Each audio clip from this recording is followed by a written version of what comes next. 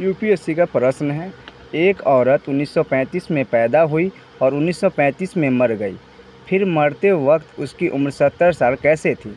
तो क्योंकि 1935 एक कमरे की नंबर है, क्योंकि 1935 में उस औरत के जन्म लेने के समय मतलब जन्म लेते समय कमरे का नंबर था और मरते समय 1935 कमरे का ही नंबर था।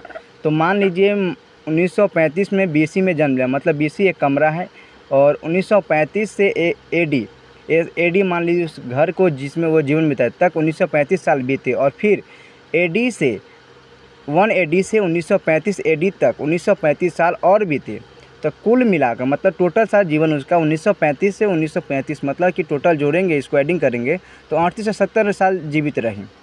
अगर वह 70 साल की उम्र में 1935 AD में मरी तो उसका जन्म 1935 BC में हुआ होगा, क्योंकि 3870 साल की ज़िंदगी में से अंतिम 70 साल 1865 AD से 1935 AD तक माने जा सकते हैं।